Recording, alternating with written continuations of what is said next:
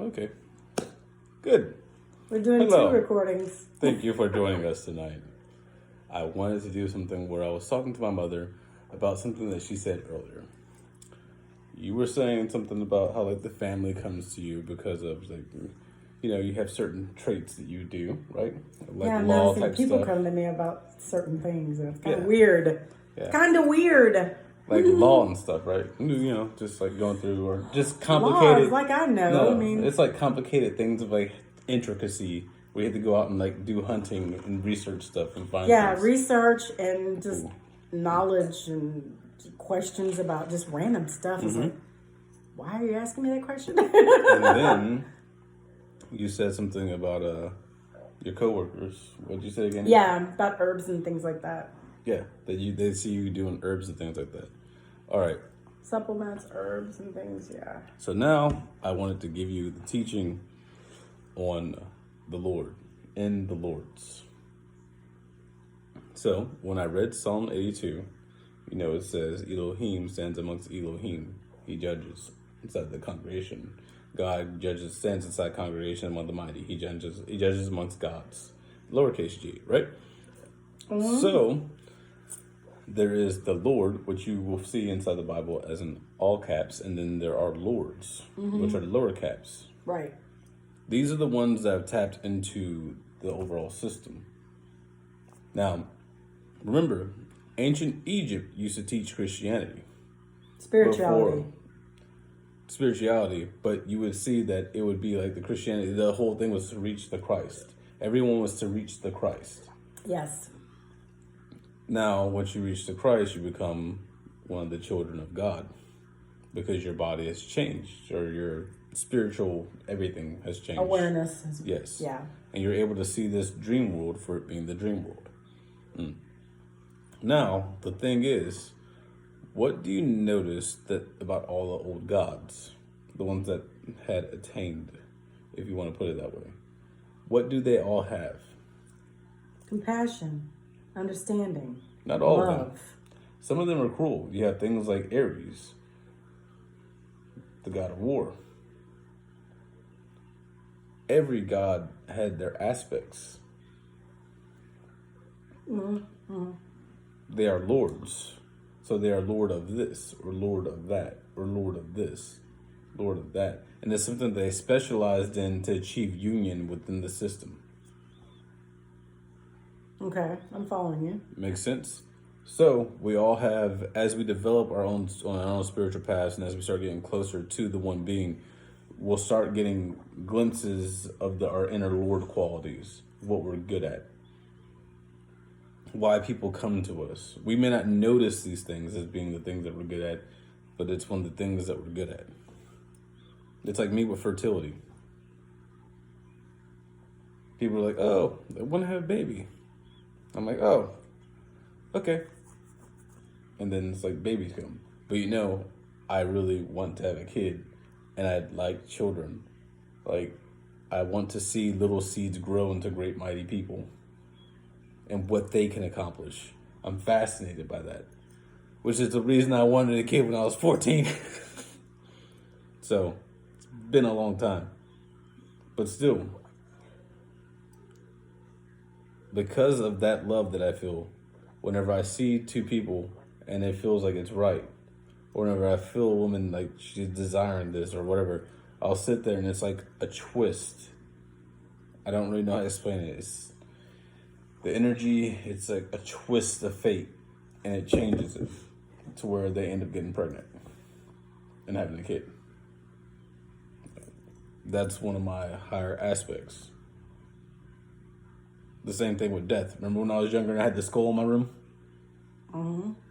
I worshipped death when I was a kid because I wanted to die. So I became to where when I went to the closet that one time and I started shit in my body to die, it made it to where I seen that death is life and life is death. Exactly. I experienced it. So I was constantly seeking death. I worship death. That's what death cults are about and stuff, y'all. Just in case you wanted to know, that's what it's really about. Because you're going to have to die. So they make it, like death priests make it to where you're able to be comforted in the knowledge of all the things around. They go to you, they see the nature, they're like, look at this, look at that. And they try to bring it to you to where you understand life a little bit gentler, and that this is something that was guaranteed to happen to you. So you should do it with dignity and honor and be peaceful. That's kind of what they are. And also they're there for the family after you've passed and while they're grieving, to help them with their grief and to reassure them that things go on beyond this. It's quantum physics. We're all a vibration. That person is going to live again. But there are many people, can I say something? There are many people who do not understand, or they just cannot wrap their minds around, and they avoid the topic of death. They avoid it because they're afraid of it or they're scared of it. People usually fear what they do not understand. I was talking to someone the other day, and death came up, and I was talking about when me and my ex-fiance lost our baby, and what I learned from that.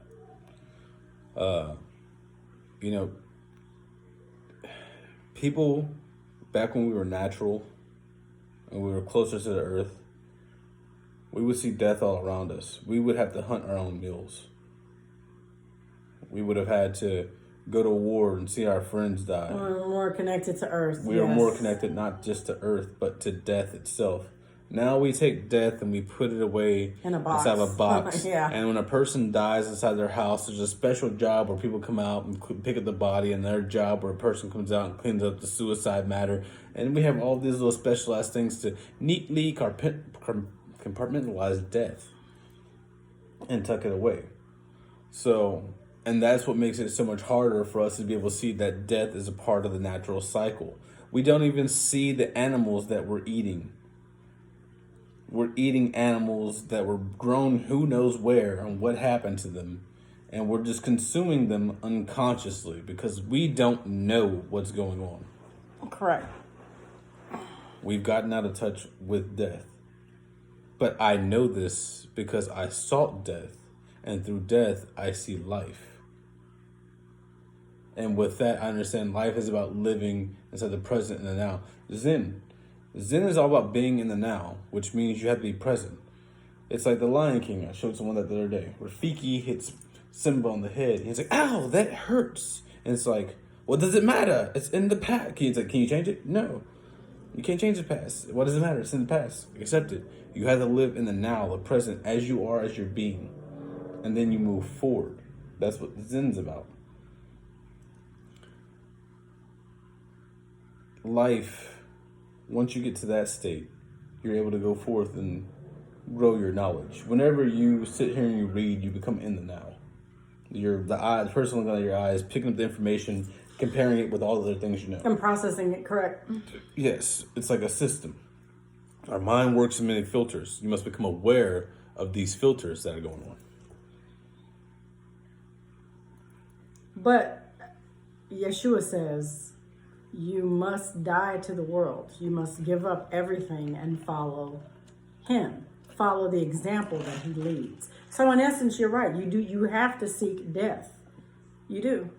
In order to become more Christ-like, or to be one with the infinite creator, you have to die to everything. Yes. And physically almost you have to learn how to shut your body down too. Yes. Yeah, there's but the mind comes first. All is mind. The body, the vital forces of the body in meditation will learn eventually to pull themselves inwards with one point of concentration. Correct. And flow back into the body, bringing the vital force back together into mind, to where the heart and everything else shuts down and you are no longer separate from anything. You become breathless. The Father gave you your breath. You shut down the breath and entered into the eternal because you became your energy being, Correct. Your energy state. And then you came back to where you were breathing. And eventually, over time, over and over again, people work at this and they take the final breath, and when they take it, they let it out. But the out is a constant exhale until like it's nothing there, and then it's just nothing, and like their bodies are stuck inside of a permanent wave of energy and meditation, which like Man, retains I wish them. I could master that. That's them getting out the body and like going into samadhi. Yeah. Maha Samadhi. Maha Samadhi, the final Samadhi. We're supposed to die. If you understand life and death, then you can choose when it's your time to go and die with your dignity. And that's something that's afforded to us. But of course, these teachings aren't given to the people. You have to seek it out. Exactly. Really. This is not something that's going to be taught to you in worship or taught to you in a university. You really got to seek the knowledge out. You'll see that inside of the universities and stuff like that, but you only get pieces. You have to have a hunger. You have to be a seeker so that you can come to know it. But through that, with all that, life and partaking inside of it, going around, jumping around, being fun and everything, why take things so seriously? Why take things so personally? Sadhguru says, why don't you choose how you keep yourself on the inside of yourself? You can't do anything about this out here, but you can at least choose how to keep yourself on the inside of yourself. Do you choose to be happy? Do you choose to be sad? Do you choose to see the negative? Do you choose to see the positive? Do you choose to see the things you have? Do you choose to see the things you don't have? What is your choice? Whenever you start looking at the positive things, you no longer sit there and be like, oh, I don't have this or I don't have that and I'm not like this and I'm not like that. You become simpler, more humble inside the way you live. Because you don't need much. You realize once you study death, you're going to die. So there's no point in accumulating much. Yeah, accumulation. Yep. There's no point in the materialism. Yeah, but when we die, we cannot take it with us. Inside time, if there's a way for everyone, a scientific method, as yoga is, a way where everyone can do certain practices to reach certain states, to enter deeper within themselves, deeper within and closer to the kingdom, then that should be the emphasis of the society as an enlightened species. And therefore, once they know peace, they won't go to other planets and cause war. They're ready to enter into the galactic thing. They'll all come together and they'll become a class 1 species. It was a class 1 or class 2? I thought it was type 2. Class 1. Type 1. Type 1, they can use all their resources on their planet. We're like a class 0.7. 0.7. Dang, go. We could do it. Boom, we're down there. The humans could do it if we all stopped what we were doing and just... If they all stopped doing what they're doing and just became like, hey, you know what? The person looking out of your eyes is the person looking at my eyes. Person looking at my eyes, your eyes, the bird, the this, the that, all these different beings. There's something driving that body. We don't understand what it is. Science is looking for it, but this is something we can't deny because I'm here, you're there, they're there. But yet, reality is all vibrations which condense into atoms, and then they make geometric shapes to give form to chemicals and rise to proteins, and makes these organ systems, which, and then you have the wood and everything else. All these different things are all going on at the same time. So something's happening. We didn't create this stuff. We didn't create it. We didn't make that mathematical formula. We didn't make anything that's to do with it. So something's going on. We're fractal pieces of the infinite creator, and thus we need to learn how to get back to the infinite creator. And I dare say the distractions on this planet right now, as we know it, we will never get there. You have to seek outside of everything else. That's what the dark ones do. The dark ones come to take your attention so you can feed them the energy. That's the path that whether self-service, they were service to others. Yes, self. Service to self, yes. That's service to self.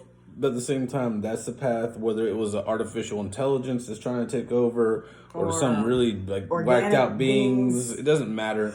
Something chose to go about that route to where they want to try to take over everything, which is foolish because everything, multiple realms, dimensions, all these various aspects, and then you come across a thing that's like, no. And they'll like flick you away and that's it, you're done. You're done. Like, so their whole pursuit is foolish when they could be joining in, becoming a Lord state being, fertility and helping with the creation. doing what they can do as their actions. As you learn more and you grow more, the abilities you have will flourish because you learn and understand more within how this whole system's set up, all these atoms and everything like that, how to use what's given within you from the Father properly. So back to what you're saying about the Lords. What about the Lords? We are the Lords. Yes. Once we get lowercase L and uppercase. No, all caps Lord, and then there's Lords. Yeah. Then there's whatchamacallit? The Elohim. Elohim, which can be singular or plural. Yes. Elohim stands and judges amongst the other Elohim, which is the lowercase e, meaning many. The Elohim that came down and messed with the You know what I think the problem is? We don't really know who we are. We really don't. As the human species right now, living in these flesh and blood bodies right now, it's like we got amnesia. Seriously. It's not about We've having got amnesia or knowing. Yeah. I watched a video of the yogi explaining this once. He was like, "Oh, you don't believe in reincarnation?" I believe in reincarnation. No, it doesn't matter. You don't believe in reincarnation? A person? What did you do 3 weeks ago? On Tuesday at 2:00? You don't remember, do you? What did you do whenever you were 10? You don't remember, do you? On this day, when you were 10. Don't remember. So you've gone through all these things inside this one life and this experience, and you don't remember them. Only key aspects. You just remember the key aspects, which are the traumas usually. Or maybe something the that happened. highly loved moments. Yeah. But really, for a lot of people, it's the traumas, especially when they're younger. And they're not thankful because the traumas can go on their whole life until they. You gotta fix that. But besides that point, so if you look around you and you see the cycles of the birds and everything, and how plants all keep on going, and cycles, the flowers bud and then they fall off, and then the plant goes into winter and there's nothing on it. It's just goes through stems, cycles, right? Everything, right? Right. Why would you think that you, being a part of nature, or outside of that, and that you have not totally lived believe before? in reincarnation, but there are many who Exactly. do not, and that's how you explain it to them. Yeah. Oh, yeah. Seasons and cycles. The earth goes through the cycles. The creator made things inside cycles, so therefore everything acts in cycles. Right. The stars were made for signs. The cycles, if you can interpret it, you can understand. The galaxy has cycles. Everything has cycles. We have cycles. Exactly. Women have cycles. We call them cycles because with the cycle of the moon. That's why they're called cycles. Good explanation, good analogy, son. I agree with the yogi. Well, that's the yogi way. That's how they explain it. But it makes sense. It does make sense. You'll shut that down like that. It's like, so why wouldn't you believe you lived before? If a father is ever loving and ever gracious, why would he sentence you to hell? He didn't say that. This is me saying that. We wouldn't send. I know that there are lower dimensions, but there you go with the karmic state. That's karma that comes in, and you make that choice for yourself. Yeah, by and what your own free pursuits. will. Yes. You can do something that's harmful for you. There are many people that go many different ways. So I have nothing to say really about that. We reincarnate. We come back. It depends on what you're striving, what you want it to be, and what you become. Do you choose to become a great blessing? Do you choose to expand the infinite creation and help create? Or do you choose to try to dominate what other people created? Only for, in the end, you get lost and scattered.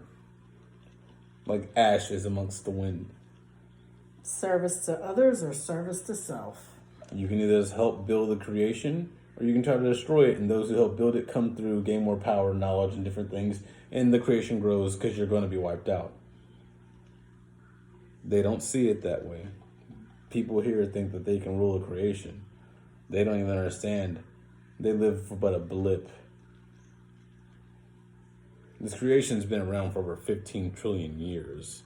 This is one day of Brahma, and we're halfway through it. Mm-hmm. And then when he closes his eyes and goes to sleep, this all folds back into itself. And then when he wakes up again, it all expands back out and creation begins all over again. Correct. I've read was 84 times, right? That's 84 times he's been through the cycle of 100 years. Yeah. He dies at 100 for Brahma, they say. So 84 Brahmas have passed, or 83. This is the 84th one. Trillions upon trillions. Math that's very much incomprehensible to us in our levels of how many different things has gotten into. But do you understand the Lord's better? Why you're starting to go through, like, oh, you're starting to notice these things. Because you're filtering into this higher feeling ground of what you should be doing. Higher vibrations, the vibrations. I'm paying attention to it, and it's always been there. I'm just now tapping into it, I guess is what I'm trying to say. When you peel off these stillness, the layers. filters or these the filters layers of perception. like an onion. When you take off your filters, because all these filters have all these colors. The Lord knows I had a lot of filters. Go back to being a clear thing. Yeah, I had a lot of filters. You still have your filters. Yeah, You fall back into it now and then. Yeah, but I'm just saying. But you're getting to where you're like an living onion. without it. Yeah, I'm pulling. Yeah. It's like a rose. Yeah. A rose that opens up and shows the center core. But then every now and then you fall back into your filters and go back up. And you open back up again and you close back up. It's a rose. My favorite flowers. I have my own reason for that. You got it? All right, peoples. Sorry, guys. I'm like, This has been a conversation. You know, just talk my mom. Wanted to explain some things. Don't know how this is going to go, but yeah. Wanted to give it out there to you. Thought it might be important. Maybe some clarification on some things. I don't know. Maybe. Later. And 1 and 2. Whiskey and tea when you're in Texas.